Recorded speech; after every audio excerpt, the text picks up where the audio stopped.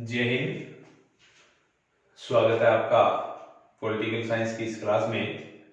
Dear friends, इस दुनिया में जीतने वाला कोई अलग काम नहीं करता, हर एक काम को अलग ढंग से करता है। इसी प्रकार वह विजय श्री को प्राप्त करता है। दिल्ली में झुग्गी झोपड़ी में काम करने वाले एक लड़का जब आईएएस बना तो मीडिया वालों ने पूछा कि आपकी सफलता का राज क्या है। तो उस लड़के ने उत्तर दिया, ये खामोश मिजाज जिंदगी जीने नहीं देगी, इस दुनिया में अगर जीना है तो कोहराम मचा डालो। अपने आप को साबित करना होता है, साबित करने के बाद दुनिया वास्तविक रूप से मानती है, चाहे पहले व्यक्ति कितना ही योग्य क्यों न हो। तो एक काम को अलग ढंग से करें, ढंग से करने का तरीका सीखें और अपने विजय श्री प्राप्त करें। इसी उद्देश्य को लेकर के आज हम अपने टॉपिक पर आते हैं। आज का अपना टॉपिक है संसद। हमने गत वीडियो में कुछ पढ़ा है। भारतीय संसद को विधायिका यानी पार्लियामेंट और व्यवस्थापिका कहते हैं। संसद के दो सदन होते हैं, लोकसभा और राज्यसभा। संसद के 3 अंग होते हैं, राष्ट्रपति, राज्यसभा और लोकसभा। लेकिन आज का अपना टॉपिक है संसद के सदन। संसद के सदन 2 सदन होते हैं, पहला देखिए राज्यसभा और दूसरा लोकसभा। उस दिन आपको बताया था, एक शब्द लिखा था सरल। सरल का मतलब संसद का वर्णन अनुच्छेद 79 में है, राज्यसभा का वर्णन अनुच्छेद 80 में है। यानी राज्यसभा अनुच्छेद 80 में है और लोकसभा का वर्णन अनुच्छेद 81 में है। संसद के दोनों सदन एक साथ पढ़ेंगे, तुलनात्मक रूप से पढ़ेंगे तो अपने अच्छी तरह से ये तैयार हो जाएंगे। संसद के दोनों सदनों का तुलनात्मक आज हमें अध्ययन करना है। संसद का गठन कैसे हुआ, दोनों सदनों का गठन कैसे हुआ, कब कब हुआ, इन टोटल बातों का अपने डीपली अध्ययन करेंगे। जब बात संसद की आई तो उसके अन्य नाम क्या क्या है वो अपने पढ़ने जा रहे हैं। राज्यसभा को उच्च सदन कहते हैं, उच्च सदन। राज्यसभा स्थायी है, कभी भंग नहीं होती, इसीलिए इसे स्थायी सदन कहते हैं। राज्यसभा को द्वितीय सदन कहते हैं। राज्यसभा को विद्वानों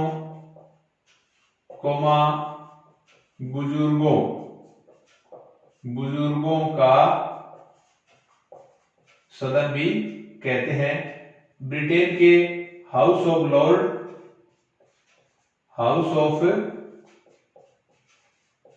के समान है। हाउस ऑफ लॉर्ड्स के समान है। जो ब्रिटेन में हाउस ऑफ लॉर्ड है उसके समान है। ये हुआ राज्यसभा के अन्य नाम। राज्यसभा का वर्णन अनुच्छेद 80 में है, लोकसभा का वर्णन अनुच्छेद 81 में है। राज्यसभा को उच्च सदन कहते हैं तो लोकसभा को निम्न सदन कहते हैं। वो उच्च हो गया तो लोकसभा निम्न हो गया।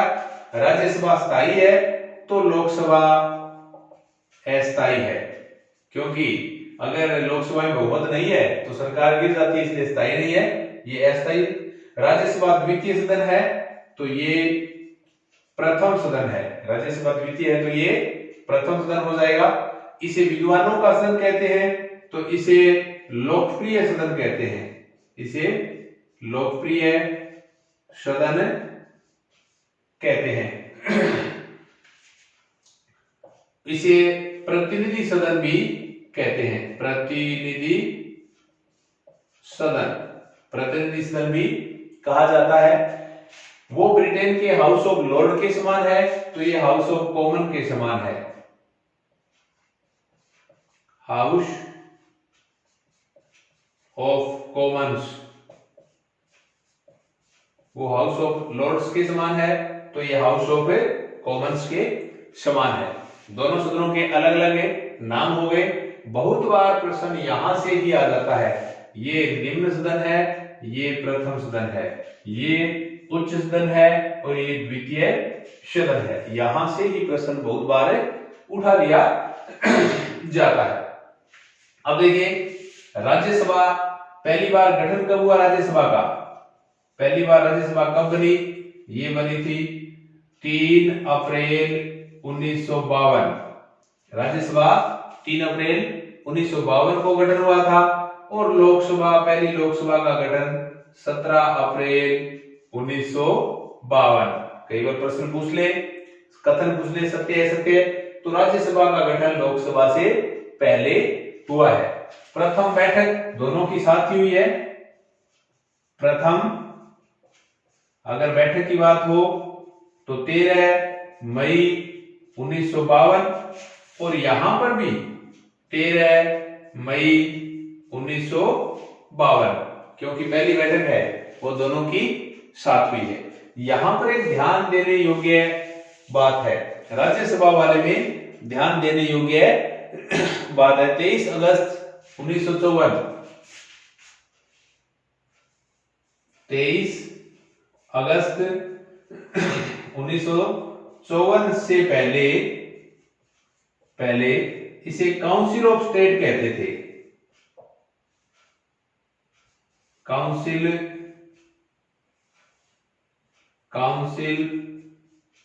Of states. ये ध्यान रखना है कि राज्यसभा नाम कब दिया गया। दोनों सदनों का नाम पूछ ले तो 1954 में ही दोनों को दिया, लेकिन राज्यसभा ये पूछते हैं कि राज्यसभा से पहले क्या कहते थे। तो 1954 से पहले राज्यसभा को काउंसिल ऑफ स्टेट नाम से पुकारा जाता था। काउंसिल ऑफ स्टेट नाम लिया जाता था। ये दोनों की बैठक हो गई, दोनों का पहला गठन हो गया। अगर ये पूछ ले चुनाव कैसे होता है, चुनाव तो राज्यसभा का अप्रत्यक्ष चुनाव होता है। कैसे चुनाव होता है? एकल संक्रमणीय प्रणाली से होता है। राज्यसभा का चुनाव अप्रत्यक्ष होता है। अब प्रश्न ये आए कि राज्यसभा की जो मेंबर्स है उनको वोट कौन देते हैं, क्योंकि आम वयस्क मतदाता वोट नहीं देता है, क्योंकि अप्रत्यक्ष चुनाव होता है। तो संबंधित राज्य के विधायक, संबंधित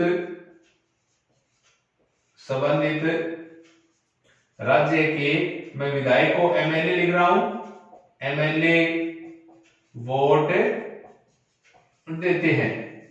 राज्यसभा का जब चुनाव होता है तो संबंधित राज्य के जो एमएलए हैं वो वोट देते हैं, लेकिन ध्यान रखें मनोनीत एमएलए वोट नहीं देते हैं। मनोनीत एमएलए वोट नहीं देते हैं। ओनली सिलेक्टेड जो निर्वाचित एमएलए हैं वही वोट देते हैं, मनोनीत एमएलए वोट नहीं देते हैं। अब लोकसभा का चुनाव कैसे होता है? सामान्य सी बात है, वयस्क मताधिकार। कैसे होता है? वयस्क मताधिकार। वयस्क मताधिकार का मतलब जिसकी उम्र 18 वर्ष हो गई, जिसका वोटर लिस्ट में नाम है, वो वोट देने का अधिकार रखता है। आम वयस्क मतदाता वोट देते हैं उसे वयस्क मताधिकार के आधार पर। अच्छा, 18 वर्ष कब की गई? 61वां संविधान संशोधन था, 1989 में हुआ राजीव गांधी के टाइम में। 61वां संविधान संशोधन 1989 में राजीव गांधी के टाइम में हुआ था। वयस्क मताधिकार की उम्र 21 से घटाकर 18 वर्ष कर दी गई। 18 वर्ष कर दी गई। अब ध्यान दें, दोबारा रिपीट कर रहा हूं मैं, लोकसभा का चुनाव वयस्क मताधिकार के आधार पर होता है। और वयस्क मताधिकार क्या होता है? भारत में 18 वर्ष की उम्र का व्यक्ति वोट बनवा सकता है। अगर 18 साल हो गई तो वोटर लिस्ट में नाम हो जाएगा। अब देखिए, तो क्या सदा से 18 साल थी? नहीं, 61वां संविधान संशोधन हुआ 1989 में हुआ। 1989 में देश के प्रधानमंत्री राजीव गांधी थे। उन्होंने 61वें संविधान संशोधन में वयस्क मताधिकार की उम्र 21 से घटाकर 18 वर्ष कर दी। चाहे लड़का हो या लड़की हो, 18 वर्ष कर दी। आज 18 वर्ष का है तो वो राज्य लोकसभा का वोट दे सकते हैं। अब जरूर यहाँ ध्यान दें, लोकसभा का जो वोट है उसे कहते हैं फर्स्ट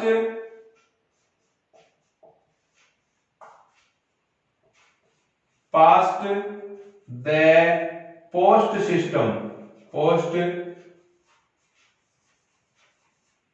ये क्या लिखा है मैंने, first past the post system.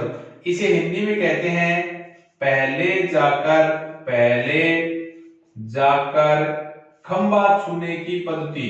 खंबा, मैं खंबा लिख रहा हूं, ये पहले जाकर खंबा छूने की पद्धति, पहले जाकर खंबा छूने की पद्धति। इंडिया में जो चुनाव होता है उसे first past the post system कहते हैं, प्रत्यक्ष वाले चुनाव को। इसे पहले जाकर खंबा, जब हम खेलते थे पहले जैसे इस बोर्ड के मैंने टच कर दिया तो ये बोर्ड मेरा हो गया, इसका मतलब यही है।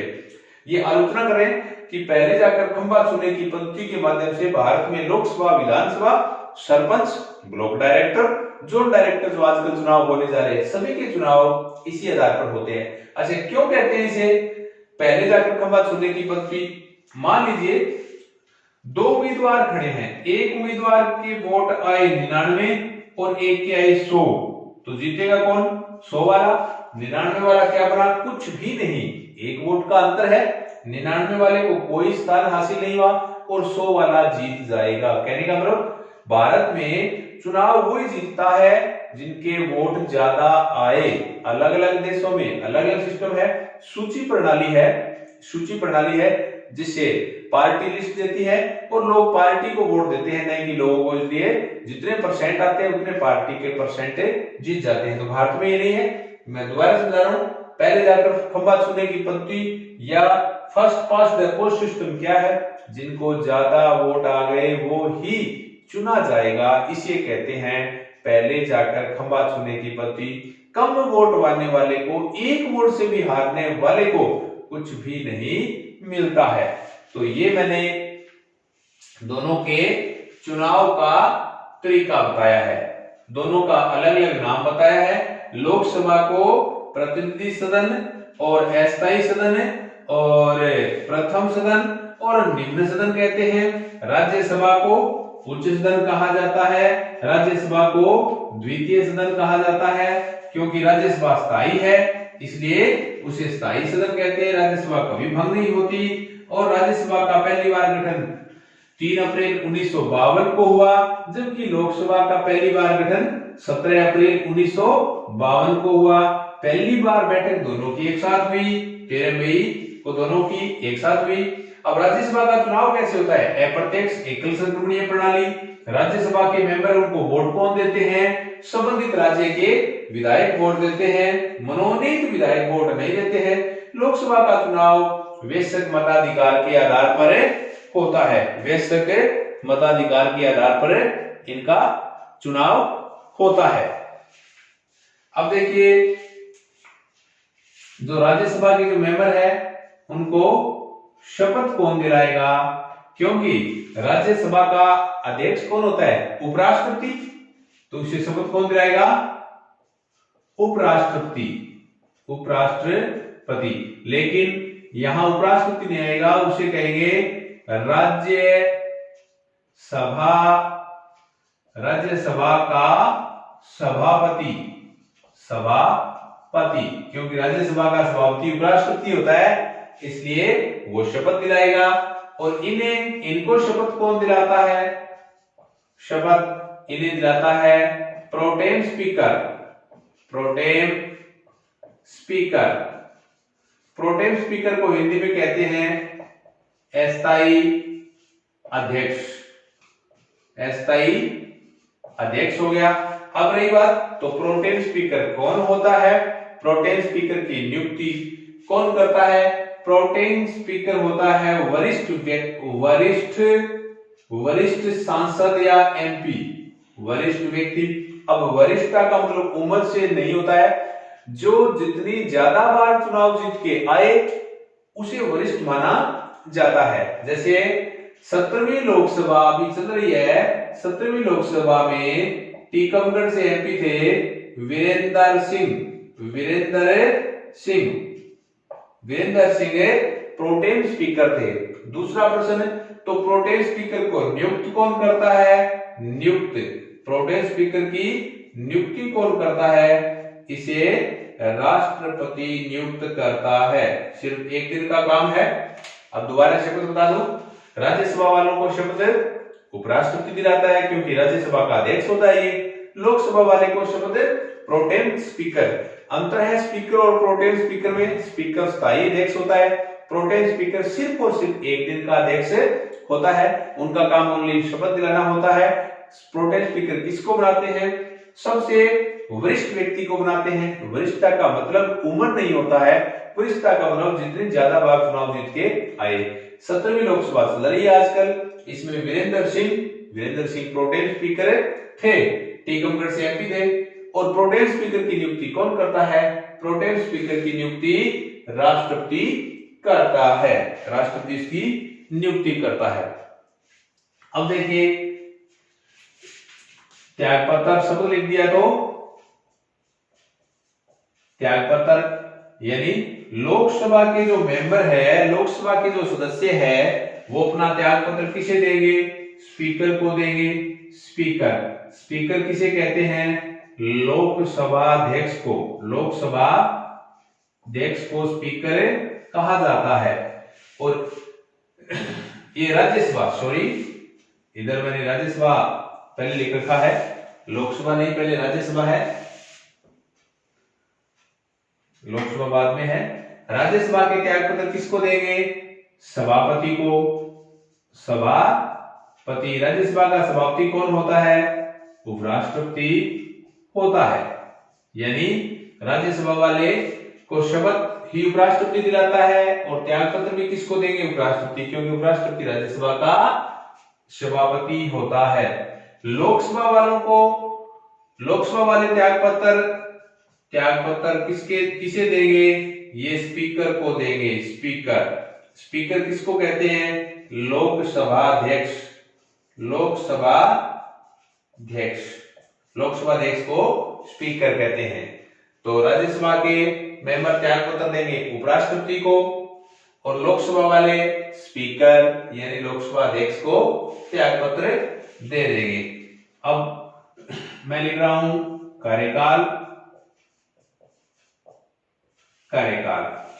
कार्यकाल का वर्णन अनुच्छेद 83 में है, दोनों का है, चाहे लोकसभा आ जाए चाहे राज्यसभा आ जाए, दोनों का वर्णन अनुच्छेद 83 में है।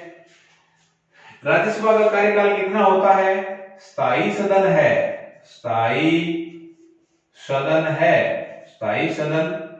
कभी भंग नहीं होता, कभी भंग नहीं होता है। राज्यसभा स्थायी सदन है, लेकिन प्रति 2 वर्ष बाद 1/3 सदस्य सेवानिवृत्त हो जाते हैं। राज्यसभा स्थायी सदन है, कभी भंग नहीं होता, लेकिन प्रति 2 वर्ष बाद 1/3 सदस्य सेवानिवृत्त हो जाते हैं। फिर भी अगर लिया जाए कि राज्यसभा के जो सदस्य है, इनका कार्यकाल कितना होता है? प्रत्येक सदस्य का कार्यकाल 6 वर्ष होता है। राज्यसभा के सदस्य का कार्यकाल 6 वर्ष होता है। तो लोकसभा का कार्यकाल कितना होता है? इनका भी कार्यकाल अनुच्छेद 83 में दिया है, 83(1) कह सकते हैं, और यहां भी 83(1), क्योंकि 83(1) में दिया है, 83(1) में दिया है। इसका कार्यकाल होता है प्रथम अधिवेशन से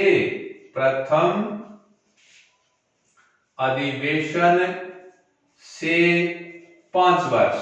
लोकसभा का कार्यकाल पहले अधिवेशन से 5 वर्ष, क्योंकि लोकसभा अस्थायी सदन है, तो 5 वर्ष से पहले भी पीएम भंग करवा सकता है। पीएम भंग करवा सकता है। किसको कह करके? राष्ट्रपति को कह करके। 5 साल से पहले भी प्रधानमंत्री भंग करवा सकता है, क्योंकि अनुच्छेद 85 में इस बात का वर्णन है कि प्रधानमंत्री चाहे तो 5 साल से पहले भी भंग करवा सकता है और राष्ट्रपति भंग करता है। देखिए 42वां संविधान संशोधन था इंदिरा गांधी के टाइम में, लोकसभा का कार्यकाल 6 वर्ष कर दिया था।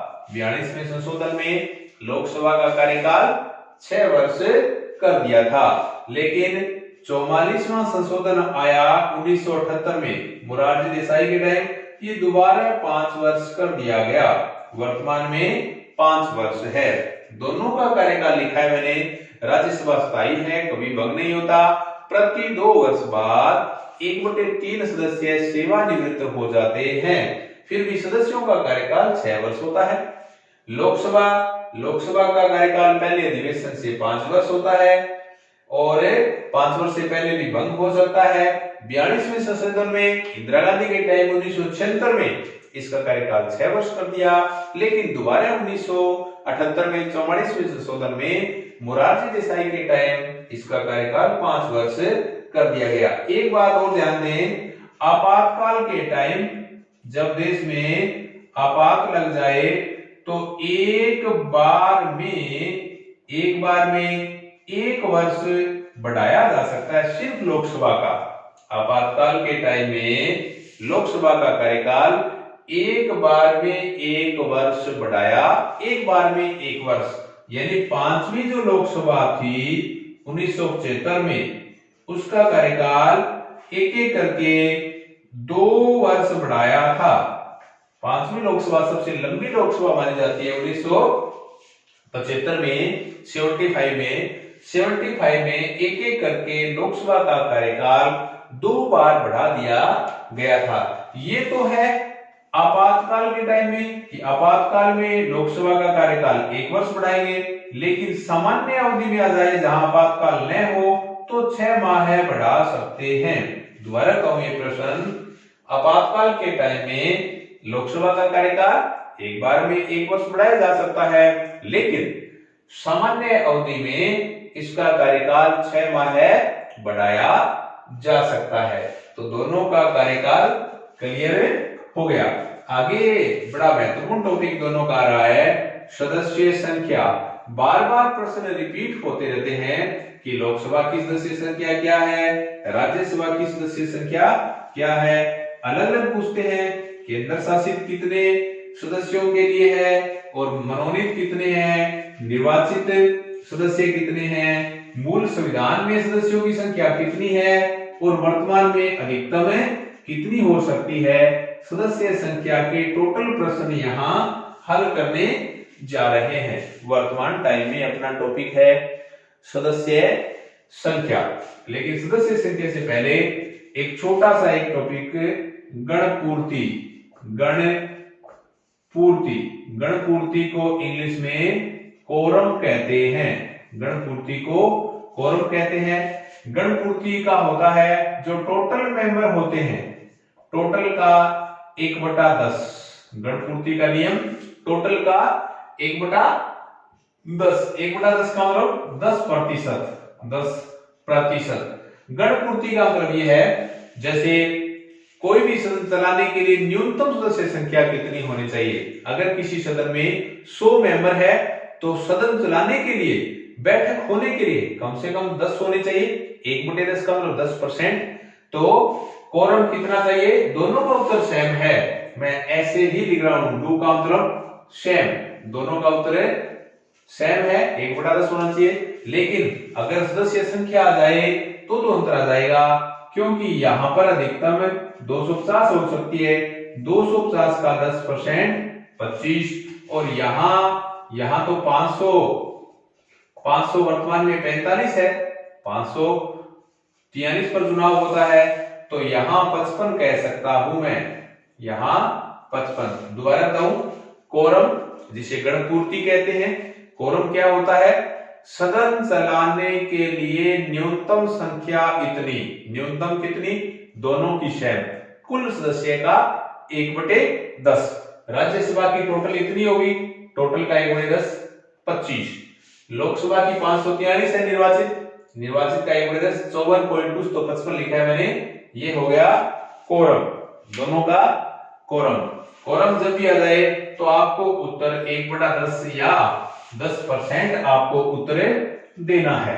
कोरम, कोरम को गणपूर्ति यानी न्यूनतम सदस्य संख्या।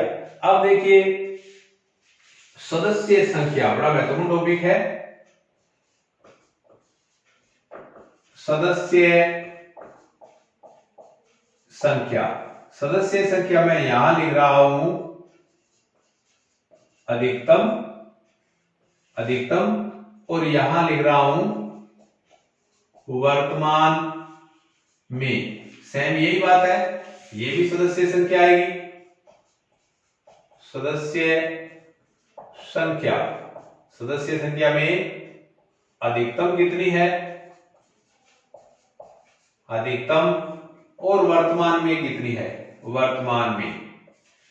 राज्यसभा की सदस्य संख्या अधिकतम, अधिकतम 250 हो सकती है। राज्यसभा की सदस्य संख्या अधिकतम 250 हो सकती है, और वर्तमान में इसकी सदस्य संख्या 245 है। अधिकतम आए तो 250 है, वर्तमान में 245। अब 250 को मैं दोबारा दो भागों में बांटने जा रहा हूं। 250 में से 238 ये निर्वाचित होते हैं, निर्वाचित, और 12 मनोनीत होते हैं। 12 मनोनीत, मनोनीत कौन करेगा, राष्ट्रपति करेगा। 12 सदस्यों को राष्ट्रपति मनोनीत करता है। ये वर्तमान में अगर देखा जाए तो मैं दो भागों में बांट रहा हूं, तो ये हो गया 233 और ये हो गए 12। 233 क्या हो गए, ये निर्वाचित हो गए, और ये हो गए मनोनीत। अधिकतम 250 हो सकती है, वर्तमान में 245 है। 250 को दो भागों में बांट रहे हैं। 250 में से निर्वाचित कितनी है, 238 निर्वाचित है। मनोनीत कितने हैं, 12 है। मनोनीत कौन करेगा, राष्ट्रपति करेगा। वर्तमान में कितने हैं, 245 है। 245 में से 12 तो मनोनीत है, 12 घटा दें क्योंकि ये रहे 12 मनोनीत, तो 245 में से 12 घटाएंगे 233 बच जाएंगे। अब देखिए 238 में से राज्यों के कितने हैं और केंद्र शासित के कितने हैं।